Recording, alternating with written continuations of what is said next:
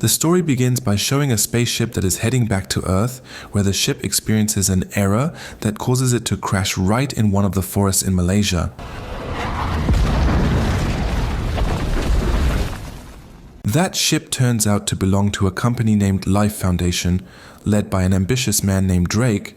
It turns out the ship is carrying samples of life from another planet, so Drake urges his subordinates to immediately collect all samples that can still be saved.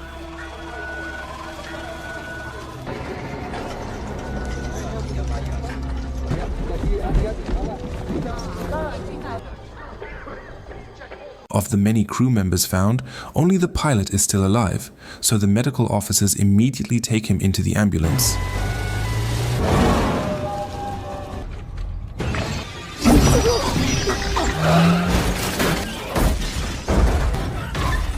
However, there is an entity that possesses the pilot's body, which has now moved to the medical officer's body, where that entity sees the Life Foundation company logo and intends to go towards that company's location. Arriving at the outskirts of the city, the entity possessing the body of the medical officer immediately grabs a catfish to eat alive, which scares everyone until finally the local thugs come forward to reprimand her.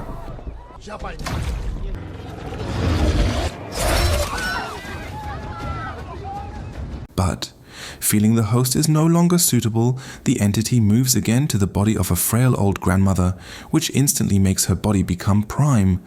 Then she goes to the airport to find another host who will go to America, who happens to be a little girl. And this is it, Venom.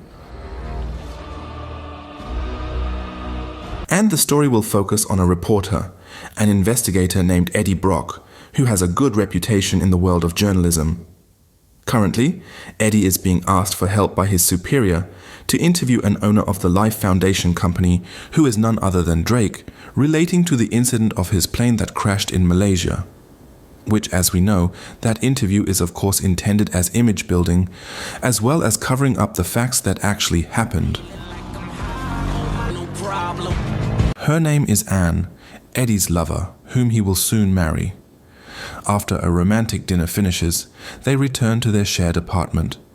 There, Eddie briefly wakes up late at night to get a snack, but accidentally finds Anne's laptop still on. There is a file about Anne handling the Drake case, who turns out to be involved in a case of the deaths of poor people in one of his secret experimental projects.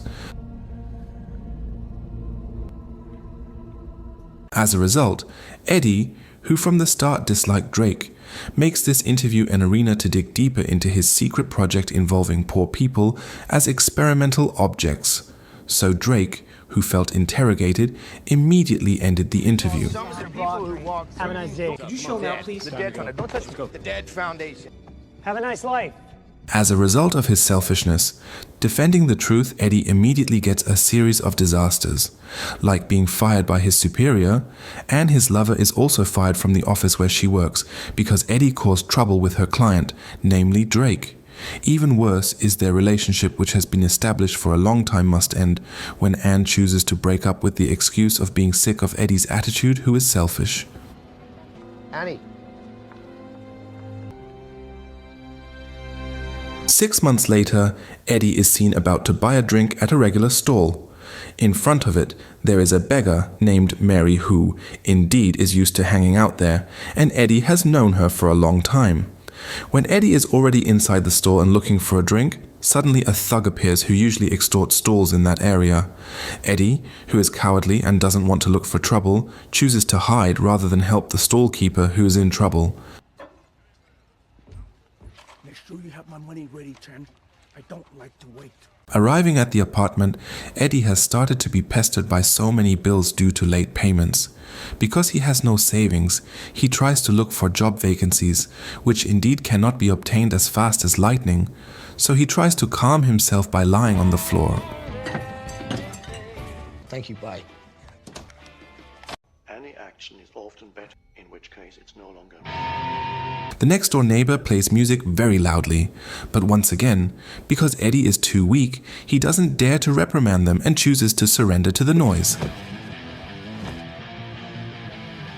switching to the Life Foundation company with Drake's secret project, which turns out to be about the entity he obtained from outer space named Symbiote, a type of extraterrestrial creature that cannot survive independently, alias needs a host for its survival, so Drake tries a rabbit to be the subject for the symbiote. Two different organs to survive for any amount of time in an oxygen-rich environment. Why this rabbit? Because it didn't succeed, Drake then tries it on another subject, namely humans.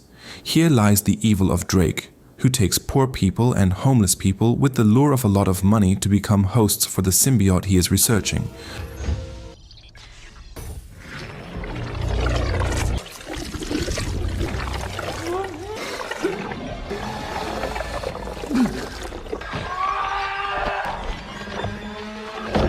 And yes, the subject dies because the symbiote is incompatible with the host, so he orders Dora, one of his scientists, to find more poor people and homeless people to be used as subjects for the experiment. Seeing her master has gone too far, Dora decides to expose Drake's crimes by meeting Eddie, a former reporter who once dared to oppose the project. With the lure of a decent wage, and Eddie also being entangled in financial problems, he accepts the offer. And he's using them like guinea pigs, and they are dying. Why would I believe you? Because it's true. Before carrying out the action with Dora, Eddie takes the time to visit Anne, his ex-lover, who turns out to already have a new sweetheart who is a surgeon. So instead of knitting back a romance story that is already tangled, Eddie feels even more heartbroken when he finds out Anne already has a new banana.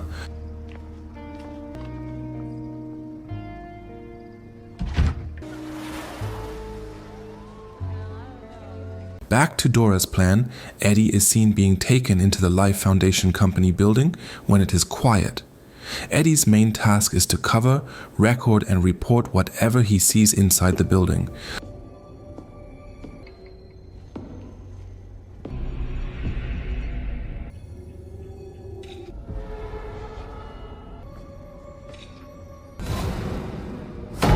Yeah, how shocked Eddie is when he sees Mary, the beggar, is there, becoming one of Drake's experimental subjects. When Eddie successfully breaks the glass of her cage, the symbiote residing in Mary moves to Eddie's body without him realizing it.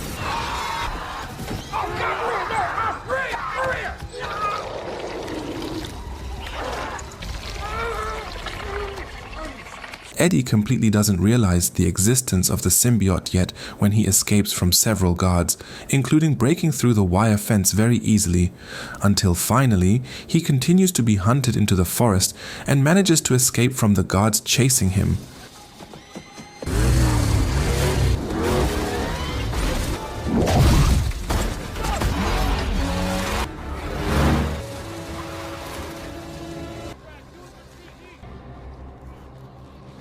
Arriving at the apartment, Eddie immediately contacts Dora to ask about her condition.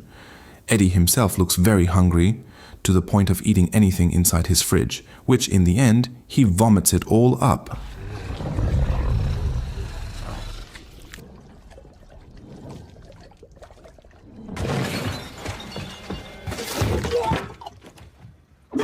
Dora herself is finally found out to be the mastermind behind last night's incident.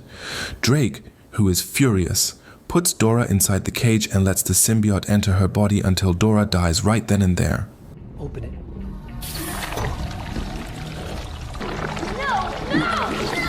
Back to Eddie, who is seen meeting Anne and the doctor at a restaurant. He intends to ask for Anne's help to spread the news about the evidence of crimes that Drake committed. Eddie, whose body feels overheated, recklessly soaks in the restaurant's aquarium, including eating the raw lobster there. Thinking Eddie is sick, the doctor, alias Anne's new boyfriend, immediately takes Eddie to the hospital for an MRI examination. When the machine is turned on suddenly... Buddy, what's happening in there? Coming out. You alright? Yeah. Arriving at the apartment, Eddie again hears the sound of music from the next door neighbor, which is truly very noisy. So this time Eddie, who truly cannot stand it, decides to reprimand him. Yeah. And who knows what the symbiote did to Eddie's body. But just as he finishes cooking, several of Drake's henchmen appear, coming to capture him. This will be the first start for Eddie to collaborate with that symbiote when his body cannot be controlled and starts brutally beating them all.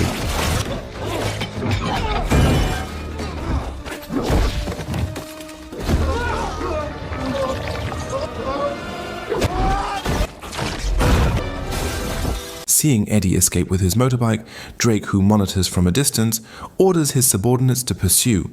So this is what happens.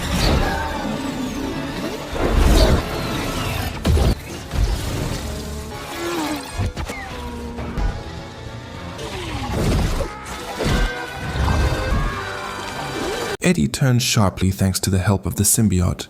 He finally surrenders after being sandwiched by 2 cars, making him fly off the motorbike.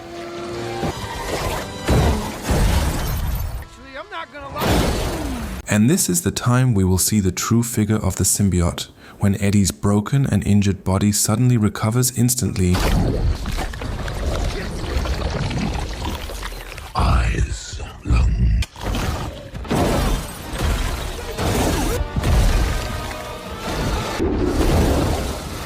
Yes, introduce. This is Venom, an extraterrestrial creature who likes to eat snacks like eyes, lungs, pancreas, brains, and other raw internal organs.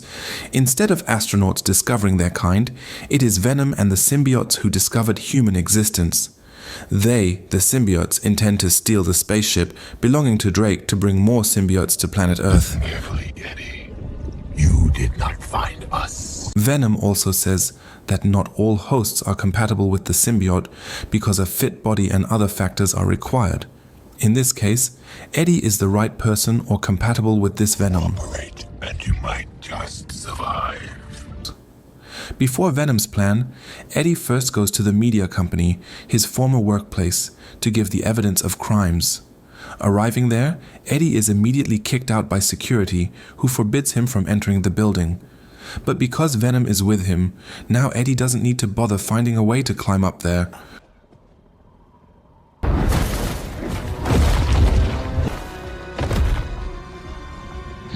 Arriving at his former boss's office, Eddie immediately places the phone containing the video recording of Drake's crimes. However, when leaving, the SWAT team appears, ready to arrest him. So for the second time, Eddie and Venom must collaborate to defeat them all.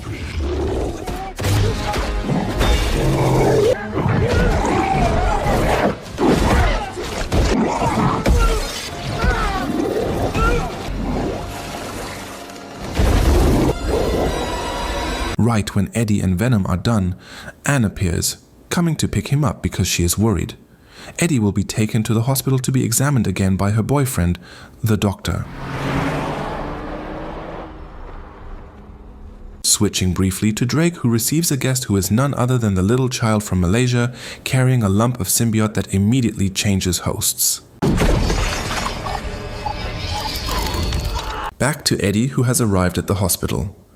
When Anne and the doctor suggest he undergo an MRI test, suddenly Venom speaks inside Eddie's head about the 2 main weaknesses of symbiotes, namely fire and high-pitched sound, the high sound intended. Here is sound with a frequency between 4,000 to 6,000 gigahertz, which happens to be the same as the waves emitted from that MRI machine. So that is the reason why Venom forbids Eddie from undergoing the MRI test.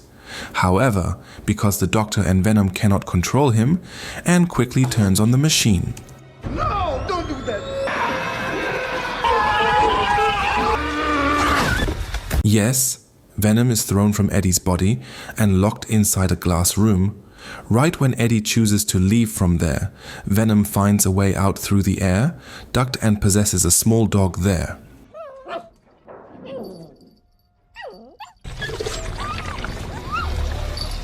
As for Eddie, he is immediately captured by Drake's subordinates because they think he still has Venom. Meanwhile, Venom himself, seeing that incident, immediately moves to the body of Anne, who happens to be in front of him. Here is Eddie now, held captive by Drake in his company building. Knowing Venom is no longer there, Drake, who inside his body already has a symbiote, immediately changes shape and forces Eddie to speak.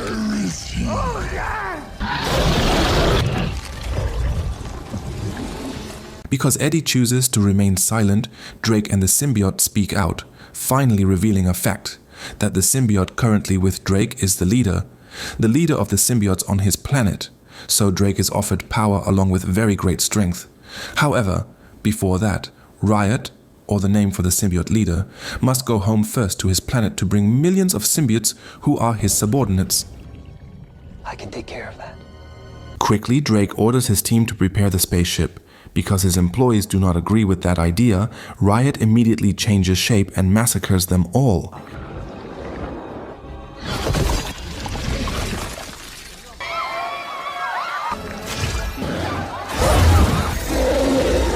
Because Eddie is considered no longer useful, he will be executed deep in the forest. Right when Eddie is about to die, a phenomenon appears possessing Anne's body and beats up all the guards there. After Venom moves to Eddie's body, in a way that I cannot show in the video, because it will definitely get a yellow dollar, Eddie and Venom rush to the spaceship landing pad. There, Venom finally is honest that on his planet, he is a symbiote considered weak and a loser, just like Eddie. However, here on planet Earth, Venom can triumph with his host, namely Eddie, so Venom, who initially was going to conquer Earth with Riot, changes his mind and will try to prevent Riot from going home to his planet. After changing into Venom's form, Eddie is told one important problem about Riot, the leader of the symbiotes, that Venom's abilities we saw earlier are absolutely nothing compared to Riot. In other words, their chance of winning the fight is 0%.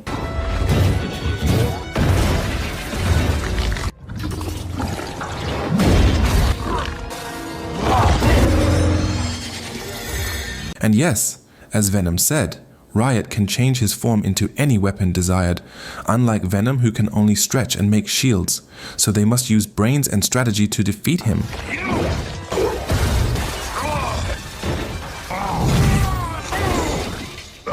And still, Riot is too strong for both of them, to the point Venom can be pulled out easily from Eddie's body.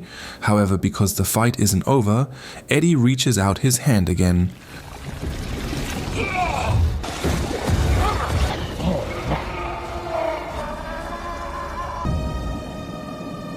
The four of them mix into one individual and immediately climb towards the ship.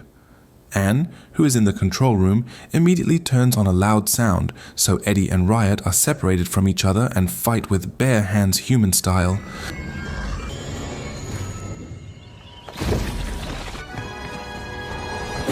This is the next stage. When Drake and Riot have entered the ship, Venom appears, quickly entering Eddie's body and immediately healing his fatal wound.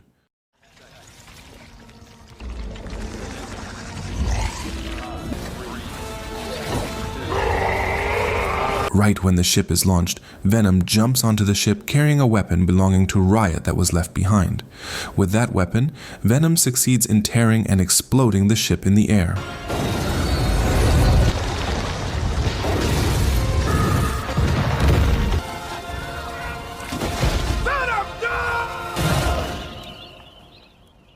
Several days later, after everything ends, Eddie is seen having coffee with Anne.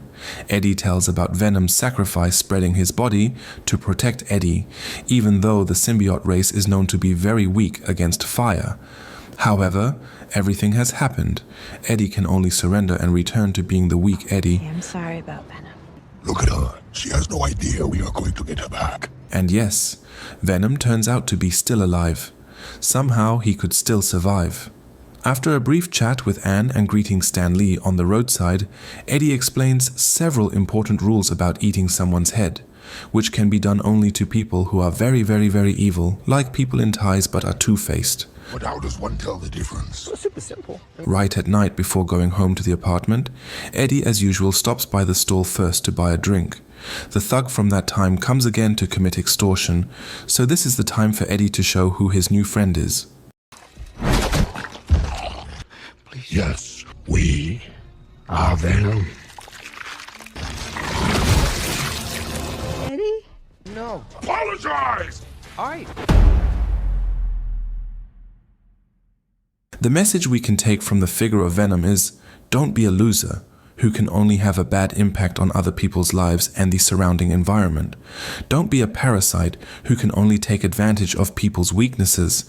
Don't be a small fry who only drains people's energy and enjoys their misery. Remember, if you already know life is hard, don't make other people's lives hard. Be a human with value. I am Jack, representing the board of directors, tasked with saying thank you, and see you in the next video. Adios.